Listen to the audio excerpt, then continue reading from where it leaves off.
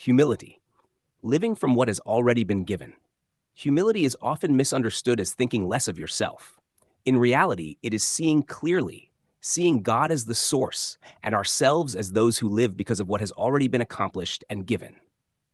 At the heart of humility is rest, not striving to become accepted, but living from acceptance, not trying to earn righteousness, but walking in the reality that righteousness has already been established.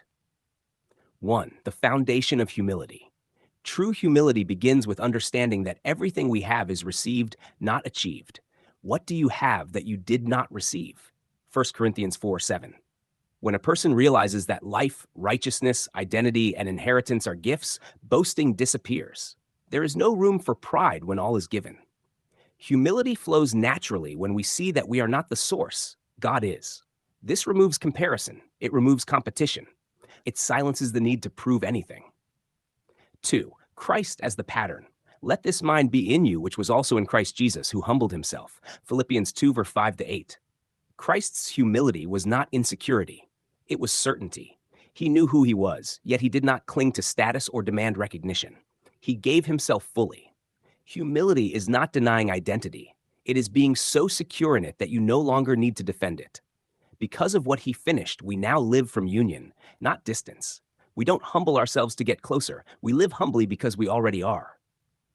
3. The end of striving.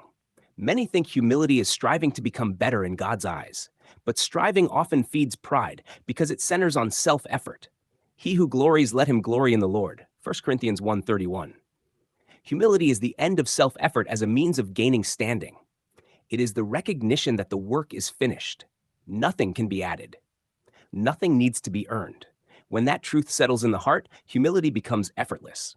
You're no longer trying to climb, you're simply walking in what has already been established. 4. Seeing others through grace. Humility reshapes how we see people. Instead of elevating ourselves above others, we recognize that all stand by the same grace. This produces patience, kindness, and compassion. In lowliness of mind, let each esteem others better than himself. Philippians 2:3. This doesn't mean thinking you are worthless. It means you no longer need to rank yourself. You're free to honor others because your identity is not threatened. 5. Living in the reality of fulfillment. Humility flows from understanding that God's redemptive plan has reached its fulfillment. The separation that once defined humanity has been removed. We are not waiting to be made complete. We live from completeness. You are complete in Him. Colossians 2:10. When you know you are complete, pride loses its grip. There is nothing to prove, nothing to secure, nothing to defend. 6. The expression of humility. Humility expresses itself in quiet confidence, serving without needing recognition, giving without keeping score, loving without conditions, listening without needing to be right.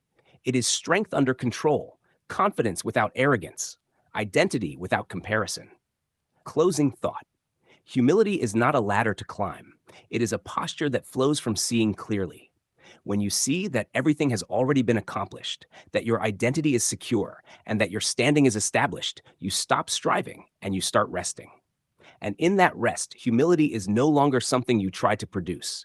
It becomes the natural expression of a heart that knows, it is finished, and I live from that reality.